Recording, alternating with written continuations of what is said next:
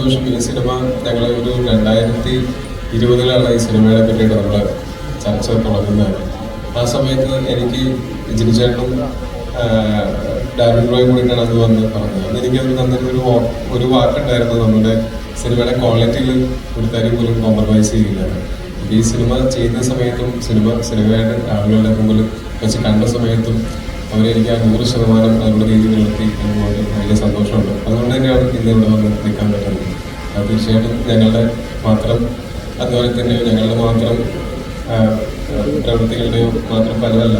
ആ സിനിമയുടെ ഷൂട്ട് നടക്കുന്ന സമയത്ത് ത്രൂ ഔട്ട് ഇപ്പോൾ ഇവിടെയുള്ള വളരെ സീനിയേഴ്സ് ആയിട്ടുള്ള മലയാള സിനിമയിൽ എല്ലാവരെയും അല്ലെങ്കിൽ ആശിസ് ഉറുപ്പിട്ടാണെങ്കിലും ഉണ്ണിസാറാണെങ്കിലും സ്വാമി സാറാണെങ്കിലും എല്ലാവരും ലൊക്കേഷനിൽ വരികയും സാധി സാർ എല്ലാവരും ലൊക്കേഷനിൽ വരികയും നമ്മളുടെ ഷൂട്ടിൻ്റെ സമയത്ത് നമ്മളൊന്ന് സമയം ചെലവഴിക്കുകയും അപ്പോൾ അതിനൊരു ആ ഒരു പോസിറ്റീവ് എനർജി ഭയങ്കര രസമായിരുന്നു. ഒരു ഇൻഡസ്ട്രിയുടെ അധികാരന്മാരുടെയൊക്കെ ഒരു അനുഗ്രഹ ആശിസിലൂടെയാണ് ഞങ്ങളുടെ ഈ സിനിമ നടന്നു പോയത്. ഇപ്പോൾ ഈ സക്സസിനും നമുക്ക് എല്ലാവരും കണക്കാക്കുന്നു. കറക്റ്റ്.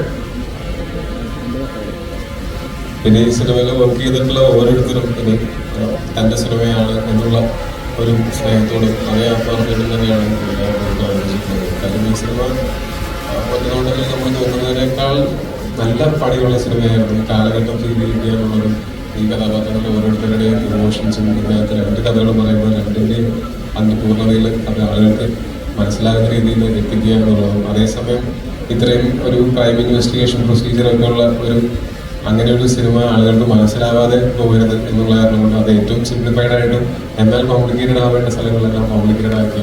അപ്പോൾ അതിൻ്റെ സ്ക്രിപ്റ്റിംഗ് മുതൽ അതിൻ്റെ ഷൂട്ടിംഗ് സമയത്ത് നമ്മളുടെ കൂടെ നിന്നിട്ടുള്ള എല്ലാവരോടും ഉള്ള നന്ദി ഇവിടെ വെച്ച് പറയുകയാണ്.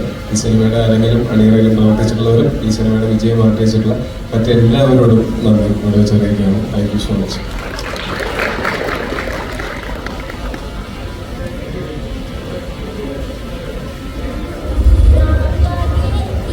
Thank you Tomy.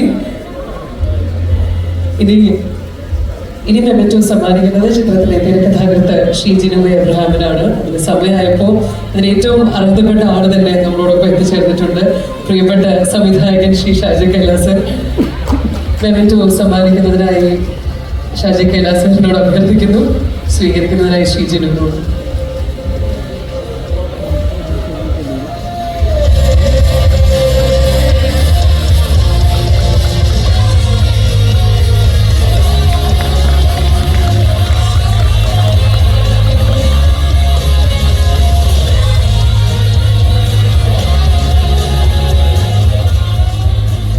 Thank you. Shaji sir അധികം സംസാരിക്കുന്ന ആളല്ല, മൈക്കിലെന്ന് അറിയാം, എന്നാലും ഈ ഒരു ഈവനിങ്ങിൽ ഞങ്ങളോട്.